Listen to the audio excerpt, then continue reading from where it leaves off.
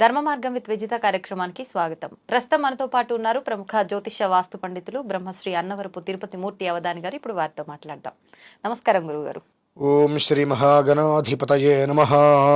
గురుగారు, నిత్య దీపారాధన విషయానికి వచ్చేసరికి చాలా మంది రకరకాల పొరపాట్లు చేస్తూ ఉంటారు అని అనిపిస్తూ ఉంటుంది. అంటే ఎవరికి తోచినట్టుగా వాళ్ళు చేసుకోవచ్చు అని చెప్పి కొంతమంది మాట్లాడుతూ ఉంటారు. కొంతమంది ఏమో లేదు అంటే ఒత్తులు వేసే విధానం దగ్గర నుంచి ప్రతి ఒక్కటి కూడా ఒక నియమం పాటించాలని చెప్పి కొంతమంది చెప్తూ ఉంటారు. అసలు నిజంగా జరిగే పొరపాట్లు ఏంటి? నిజంగా అవి పొరపాట్లు చేస్తే ఆ పూజ ఫలితం ఉండదా? వాటి గురించి తెలియజేయండి. సాజ్యం త్రివర్తి సంయుక్తం వహ్నినా యోజితం ప్రియం గృహాణ మంగళం దీపం త్రైలోక్య తిమిరాపహ భక్త్యా దీపం ప్రయచ్ఛామి దేవాయ పరమాత్మనే త్రాహి మాం నరకాత్ ఘోరాత్ దివ్య జ్యోతి నమోస్తుతే అని మనం దీపారాధన చేస్తాం. నిత్య దీపారాధనలో చేసేటువంటి నిత్య పొరపాట్లు అంటే అనునిత్యము ప్రతి మనిషి చేసేటువంటిది పొరపాట్లే. పొరపాటు అనడం కన్నా అలవాటు అంటాం చాలా. ఎందువల్లనంటే సూర్యో జ్యోతి, సూర్యోదయం కాకముందు మీ ఇంట్లో మన ఇంట్లో మనకు దీపం వెలిగించి ఉండాలి. దీపారాధన జరగాలి సూర్యోదయానికన్నా మునుపు, అంటే దాదాపు 6 గంటల లోపే, 5:30 వెలిగించాలి.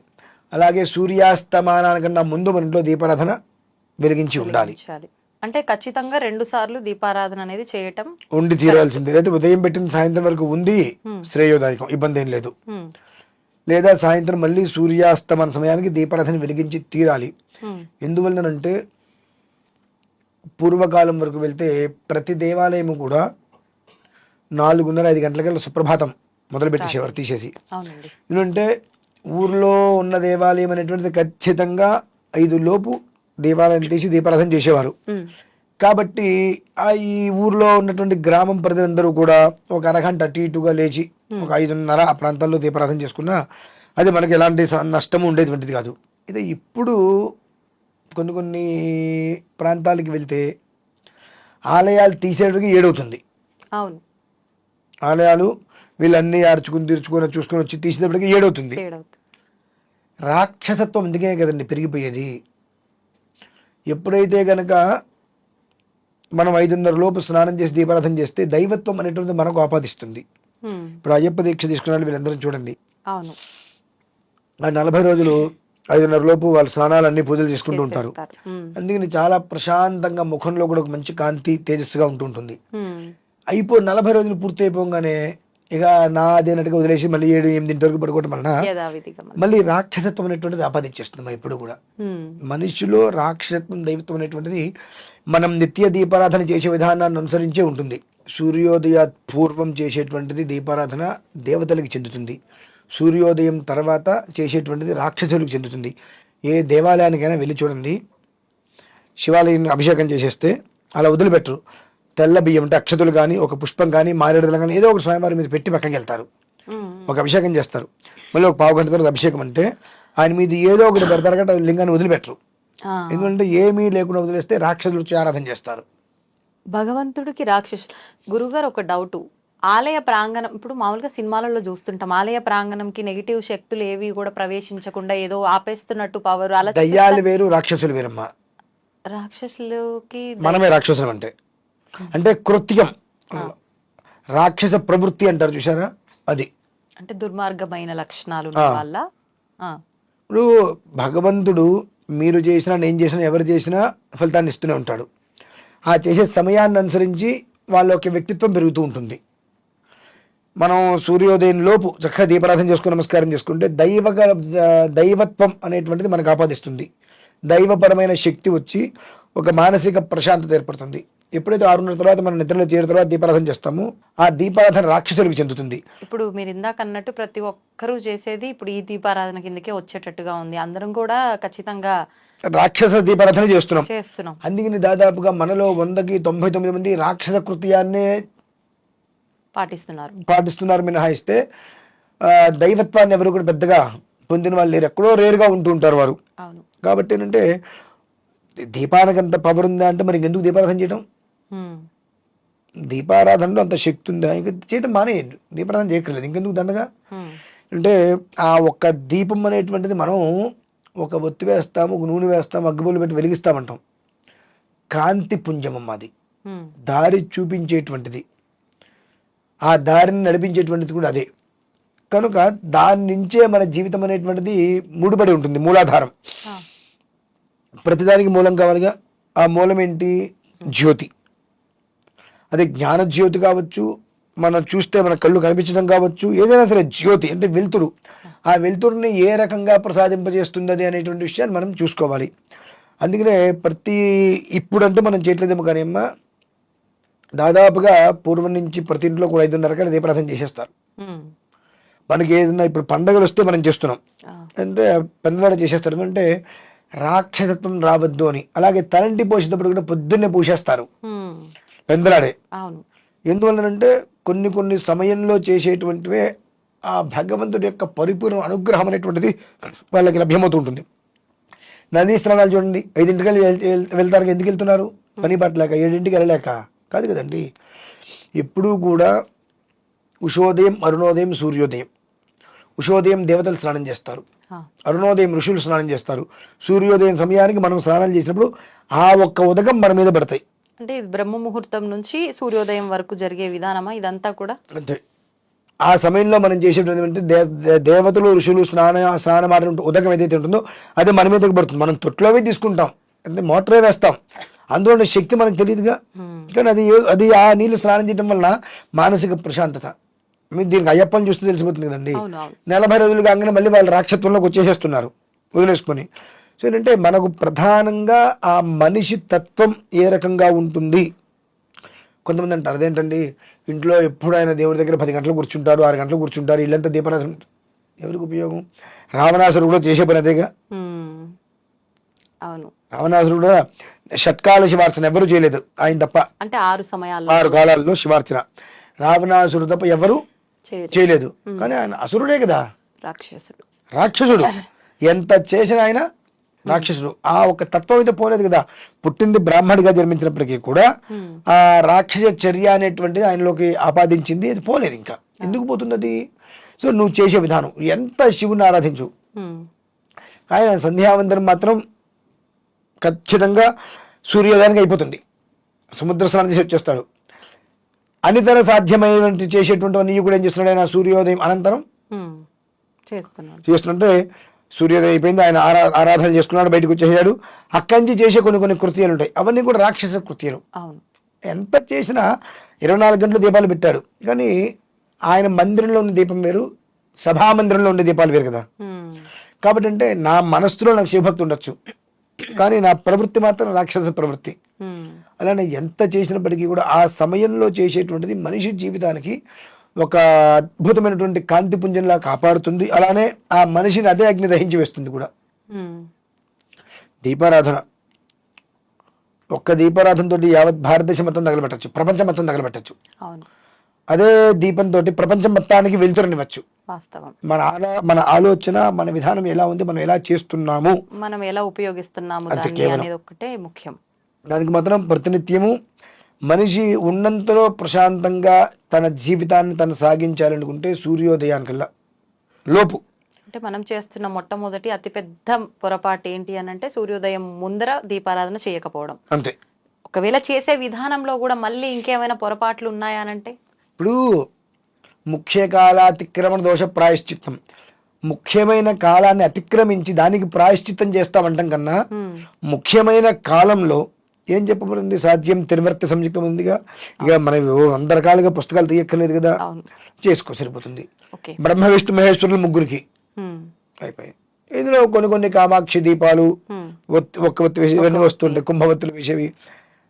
అనునిత్యం అవి పనికిరావు. మరి ఎలాంటి అవి కొన్ని ఆరాధనలు చేస్తున్నప్పుడు ఆ కుంభవత్తి వేయటం కానివ్వండి, కామాక్షి వత్తి వేయటం కానివ్వండి, అంటే ఒక్క వత్తితోటి ఇవి కొన్ని విషయాలకి మాత్రమే అది ఉపయోగిస్తుంది. మినహాయిస్తే ఇంట్లో నిత్యం దీపారాధనలో మాత్రం సాధ్యం త్రివర్త సంయుక్తం ఉండి తీరవలసినదే. కొంతమంది చాలా పెద్ద దాంట్లో ఒక్కటే పెట్టి ఎప్పుడు అఖండంగా అలా ఉంచుతాము అని చెప్పి అంటుంటారు. అలా ఉంచొచ్చు అంటారా గురువు గారు? మనం చెప్పినా వాళ్ళు వినరు, అది పనికిరాదు అంటే ఒప్పుకోరు. అఖండం అనేటువంటిది పెడతాం. ఆ ఇంట్లో అన్ని మానేస్తున్నారా? లేదు. మరి ఎందుకు పెడుతున్నారు? దసరా నవరాత్రులు పెడతారు, అది ఇళ్లలో ఎప్పుడు పెట్టకూడదమ్మా. ఉమ్, ఒక ఆశ్రమం, ఒక పీఠం, ఒక ఆలయం, అటువంటి వాటిల్లోనే ఉమ్, మనం అఖండాలు పెట్టాలి. ఇప్పుడు నా ఇల్లు ఉంది, నేను పెట్టుకోలేక, ఉమ్, కానీ నేను ఆఫీస్ ఒకటి పీఠం ఒకటి పెట్టుకుని అక్కడ ఎందుకు చేసుకుంటున్నాను? నా ఇంట్లో నెల తిరిగితే అమ్మాయికి ఇబ్బందికర వాతావరణం ఉంటుంది 3-4 రోజుల పాటు. ఉమ్, కాబట్టి నాకు ఇంట్లో అర్హత లేదు దాని అఖండాలు పెట్టుకోవడానికి. ఉమ్, కాబట్టి నేను ఇంట్లో పెట్టుకోవట్లేదు. నేను నవరాత్రులు వచ్చినా ఏది వచ్చినా ఏం చేసినా వేరే ఇంకో చోట పెట్టుకొని అక్కడ నేను ఎందుకు చేసుకుంటున్నాను? పెచ్చక్కే కాదు కదా. ఉమ్, కొన్ని కొన్ని మనం పాటించాలి. అలా పాటించకపోతే దాని ప్రభావం మొత్తం అంతా ఉమ్, ఏం లేదు. మీరు అఖండం పెట్టినప్పుడు ఎంత అయితే అక్కడ మసి పట్టిందో అంత మసి మీకు శుభ్రంగా సిద్ధంగా ఉంది మీకు పట్టడానికి. ఇంట్లో పెట్టుకుంటే మాత్రం ఉమ్, పెట్టకూడదు మా ఇంట్లో. పనికిరాదు. ఎందువల్లంటే సాంసారిక జీవితం ఇంట్లో నడుస్తుంది, అన్ని రకాల విధానాలు ఇంట్లో నడుస్తున్నాయి. కాబట్టి నీకు ఇంట్లో అఖండం పెట్టడానికి అర్హతలు ఏ కోశాన లేవు. నాకు ఇల్లున్నా నేను వేరే ఇల్లు తీసుకొని వేరే మఠంలాగా పెట్టుకొని పీఠంలాగా పెట్టుకొని ఎందుకు అక్కడ చేసుకుంటున్నాను? ఇది అర్హతలు లేదు కనుక. అర్హతలు లేని చోట నేనే చేస్తా అంటే నేను మీకేం చెప్తా? ఇంకా ఉమ్, నేను చదువుకున్నాను, నా ఇంట్లో నేను చేసుకుంటాను, నాకు తప్పు లేదంటే మీకెందుకు తప్పు ఉంటుంది? ఉమ్, నాకు తప్పైంది అది అందరికీ తప్పే వస్తుంది. నాకు లేని తప్పు మీకు ఎందుకు అవుతుంది? తప్పది. ఉమ్, కానీ ఇళ్లలో పెట్టకూడదు అఖండం. మనం చాలా మందిని చూస్తుంటాం, అవును. అఖండం పెట్టేసామని అంటారు. దేనికి పెట్టారు? విషయం తెలియదు. మేము పెట్టాలంటే పెట్టాం. అంటే ఇంట్లో ఎప్పుడు దీపం వెలుగుతూ ఉంటే శుభం అంటారు కాబట్టి అలా తప్పమ్మా. ఆ విధానాన్ని ఆచరిస్తున్నాము అనే వాళ్ళు ఉంటారు. ఇప్పుడు ఇంకొక మాట చెప్పి నేను ముగిస్తా. ఉమ్, ఇప్పుడు మనం దీపారాధన చేస్తాం, నూనె అంతా అందులోనే ఉంటుంది, ఉమ్, కొండెక్కేస్తుంది. సాయంత్రం మళ్ళీ రేపు అక్కడే దాన్ని వెలిగించేస్తాం. మళ్ళీ మనం ఆ, ఆ నూనె బారబోయడం దేనికిలే అంటే మన కక్కుర్తి ఆ కాస్తలో వస్తుంది. వెలిగించకూడదు అలా. అది ఎంగిలి. ఉమ్, నిన్నటిది కదండి అది. అది నూనె మొత్తం అయిపోయింది, దాగేసేసింది, కొండెక్కేసింది. ఆ ఒత్తి తీసి మళ్ళీ కడిగి కొత్త తెలిసిందే. మీకు మాట చెప్పంటారా? ఉమ్, కంచంలో అన్నం పెట్టుకున్నారు, ఉమ్, ఇంత తిన ఆపేశారు, దాన్ని మళ్ళీ రాత్రి అదే అన్నం తింటారా? అదేంటండి? అంటే మనం తిని వదిలేసిన అన్నమే మళ్ళీ సాయంత్రం ఎప్పుడు తినడానికి మనకే పనికిరాంది, అది ఎట్లా చేస్తామండి? ఎంగిలైపోయింది కదండి, శేషం.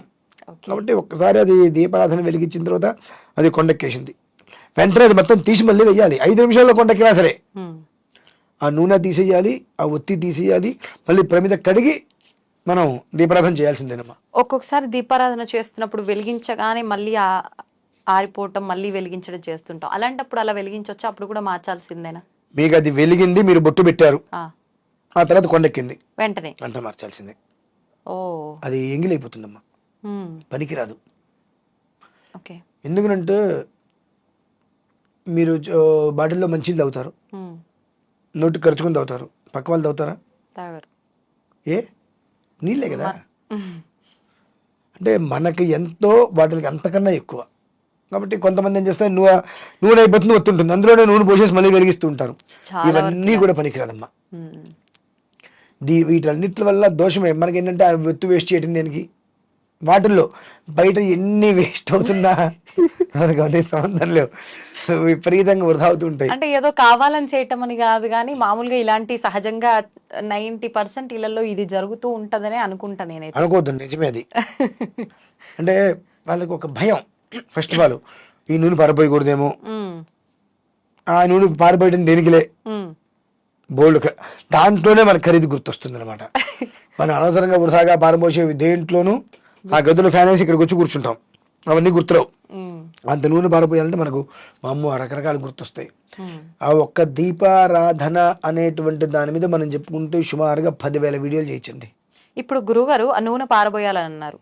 ఎక్కడ పారబోయాలి? ఇంతకు ముందు అంటే పెరట్లలో అక్కడ ఇక్కడ చెట్ల దగ్గరనో ఎక్కడో అక్కడ పోసేవాళ్ళు. ఇప్పుడు అన్ని వాష్ బేషన్లు, సింకులు, అదంతా డ్రైనేజీలో కలవటం ఇలాంటివి జరుగుతుంటాయి. ఇప్పుడు మనకు తప్పలేదంటారా? ప్రతి ఇంట్లో కూడా తులసి చెట్టు ఉంటుంది. ఆ, తులసి చెట్టుతో పాటుగా మామూలుగా మట్టి కుండీలు ఉంటుంటాయి. ఉమ్, ఆ కుండీలో పోసేసేయండి. ఎంత ఉంటుందమ్మా నూనె పోస్తే? ఇంత నూనె ఆ మట్టిలో పోస్తే ఏమవుతుంది? అది ఉమ్, ఏం కాదు కదా. తులసి కుండీలాగా ఉంటే వాటిలో మట్టిలో పోసి వేస్తుంటారు, ఆ మొక్కలో పోసేసేయండి, సరిపోతుంది, ఉమ్, ఇబ్బంది ఏం లేదు. ఓకే. ఆ ఒత్తులు ఉంటాయి, ఆ ఒత్తులు ఏం చేస్తారంటే ఒక వారం రోజులు మూలపడేసేసిన తర్వాత తగలబెట్టేసేయండి. ఓకే. అంటే అవి ఏదైనా పదార్థాలు అనుకుని తిన్నటువంటి చేపలో గీపలో నీళ్ళలో వేస్తే ఆ జలసరాలు చనిపోతాయి కాబట్టి అవి చుట్టుకొని ఉమ్, అంటించేసేయండి. వాటిని ఒక వారం రోజులతో ఇన్ని ఒత్తులు వస్తాయి కదా, ఓ పక్కన పెట్టి అంటించేసేయండి. ఇంకొక విషయం అమ్మా. ఒత్తులతో పాటు ఈ పువ్వులు ఇవన్నీ తీసిన ఈ మాలిన్యం అంతా కూడా అలా చేయొచ్చు అంటారా? ఈ నిర్మాలయం మొత్తం నీళ్ళలో వేసేయటం. ఈ ఒత్తులు మాత్రం తగలబెట్టేయటం ఎప్పటికప్పుడు. ఆ, ఇదంటే గుర్తొచ్చిందమ్మా ఇంకొక విషయం. ఉమ్, మీ అందరికీ చెబుతున్నాను, మనకు సమయం కలిసి వస్తుందని, తొందరగా పని అయిపోతుందనో రకరకాల ఆలోచనలు పెట్టుకొని ఒక డబ్బాలు నూనె ఒత్తులు కలిపి పెట్టేస్తాం మనం. నానబెట్టేయటం. ఉమ్, అవి వాడకూడదు అట్లా. ఓకే. వాడటం వల్ల జరిగే నష్టం అంటే మామూలుగా వాడొద్దు అన్నారంటే ఎందుకు అనే ఆలోచన చాలా మందిలో వస్తుంది కొన్ని కదా కొన్ని గురుగారు. విషయాలు ఎందుకు అని తెలుసుకోవడం కన్నా వద్దు అన్నప్పుడు దాన్ని ఆచరించడం మంచిది. ఓకే. ఎందువల్లనంటే అది అత్యంత హేయమైనటువంటి పని. ఉమ్, ఒత్తులు ఇన్ని కట్ట, అంత కట్టలో దాంట్లో పెట్టేస్తున్నాం. దాని నిండా మనం ఏం పోస్తున్నాం? నూనె. నూనె పోసేసి రోజు అందులో ఒక ఒత్తి తీస్తున్నాం. ఇంట్లో మన పెద్దలు నానమ్మ వాళ్ళు ఉంటారు, ఆవిడ ఏం చేస్తారు, మన అందరం పండగకి వెళ్తే అందరికి తలా ఒక ముద్ద కలిపి పెడతారు. అంతవరకు బాగానే ఉంది. బాగుంటుంది. అన్నంలో నుంచి తలా ఒక ముద్ద కలిపి అందరికీ పెట్టారు, బాగానే ఉంది. అంటే కట్టలోంచి ఒత్తి ఒక్కొక్కటి తీసేసి నూనె నెయ్యి వేసుకొని పెట్టుకుంటాం. ఆ మొత్తం కలిపి అక్కడ పెడితే ఎవరికి వాళ్ళు వచ్చి పట్టుకొని వేస్తూ ఉంటే బాగోదు. ఉమ్, అంటే దీన్ని నేను వైదిక విధానాన్ని అనుసరించి చెబితే గుండాకి చచ్చిపోతారు. ఉమ్, కాబట్టి అట్లా చెప్పట్లా. మామూలుగా అయితే కనుక నేను ఎంత నార్మల్గా చెప్పండి ఈ విషయం గురించి. 10 తిట్లు చెప్తా. అవును. అర్థం కావాలి ముందు వాళ్ళకి. తిట్లు కాదు కావాల్సింది, వాళ్ళకి విషయం అర్థం కావాలి. విషయం అర్థం కావాలి అంటే సో ఎంగిల్ అనేటువంటిది 10 మంది కలిపి కూర్చుని తింటే ఎంగిల్ ఎవరు తింటారు కదా. ఒత్తులు అంటే 1000 ఒత్తులు అంటున్నాం, లేదంటే 300 ఒత్తులు అంటున్నాం. ఒక దాంట్లో పెట్టినప్పుడు నువ్వు మొత్తం ఒకేసారి అంటించేయి, ఓకే. అప్పుడు తప్పలేదు. ఒక్కొక్కటిగా తీసి 1,00,000 ఒత్తులలో చేస్తున్నావు, 1,00,000 ఒత్తులలో వెలిగిస్తున్నావు, అది ఓకే. ఓకే. కానీ ఒక దాంట్లో కంప్లీట్ గా నువ్వు నూనె రోజు అందులో తీసి పెడుతున్నావు కదా, దానివల్ల మనకు పుణ్యం తీసి పక్కన పెడితే మోయలేని భారం పడుతుందమ్మా. చాలా నేను చూస్తూ ఉంటా, గబిక్కిన వారిని ఇంటికి వెళ్ళినప్పుడు చూస్తే దీపారాధన చూడదు ఎక్కడ ఉందామంటే డబ్బా దీని అందులో ఉంటుంది, ఒత్తులు ఉంటాయి ఏమనుకుంటా, మొత్తం అందులో నెయ్యి నూనె కలిపేసేసి ఉంటాయి. ఏంటంటే ఇలా తిట్టిపోయినంటే ఎంతో తీసి వేసేస్తామని అనుకుంటా. ఇల్లంతా ఒకసారి గలీజ్ వస్తాను. ఇంతటి దరిద్రాన్ని ఇంట్లో పెట్టి కూర్చుంటున్నారు, ఉన్నది సరిపోదు అన్నట్టుగా కొత్తగా ఇవన్నీ పెట్టుకుంటున్నారు. అడగకుండా చెప్పకూడదమ్మా. బయట మీరు పెట్టద్దని నేను చెప్పకూడదు అక్కడ. అంటే మీరు చూసిన తర్వాత వాళ్ళకి తెలియని విషయం చెప్పడంలో తప్పే ఉంది గురుగారు. ఇప్పుడు అడగకుండా చెప్పావనుకో, మీకు చెప్పిన పని ఏంటండి అని అనిపించుకోవాల్సిన కర్మ పడుతుంది నాకు మీకు. కానీ వాళ్ళు అడిగేలా నేనే చేస్తా. అడిగేలా చేసి అక్కడ ఆన్సర్ ఇచ్చి అట్లా పక్కకు వచ్చానమ్మా. చూసిన తర్వాత అంతా చూసి కాసేపు మాట్లాడుతూ ఇవి ఇలా జరుగుతున్నాయి, ఇవన్నీ జరుగుతున్నాయి, ఇందాక నేను అంటే అక్కడ చూసా కదమ్మా, మీరు అటు దరిద్రపులు ఎందుకు చేస్తున్నారు మీరు, అప్పటికప్పుడు దాన్ని తీసి అవతల పడేం చేస్తాను. ఇప్పుడు నేను చెప్పా కాబట్టి మీరు పడేయటం కాదు, స్వతహాగా మీకంటూ బుద్ధి ఉండాలి. అప్పుడు వాళ్ళకి అది అర్థమయ్యే రీతిలో చెప్తా. చెప్పకుండా అయితే బయటకు రానండి, కానీ అడగకుండా మాత్రం చెప్పను, అడిగినా చేసి మరీ చెప్పొస్తా.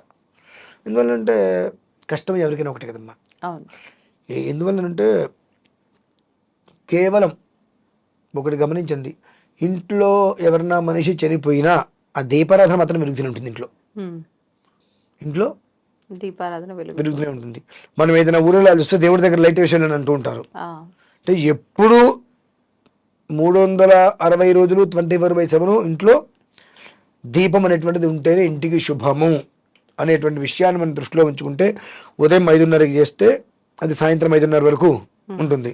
సాయంత్రం 5:30కి మళ్ళీ చేస్తే మళ్ళీ ఉదయం 5:30 వరకు అది మనల్ని కాపాడుతుంటుంది. అదే దాని విధానం. ఇప్పుడు ఒక్కొక్కసారి ఈ రోజు ఉదయం వెలిగించిన దీపం మరుసటి రోజు ఉదయం వరకు కూడా నష్టమేం లేదు, ఉండొచ్చు. ఉంటే అందులోనే మనం ఆయిల్ పోసి ఆ దీపాన్ని అలాగే కొనసాగించవచ్చు అంటారా?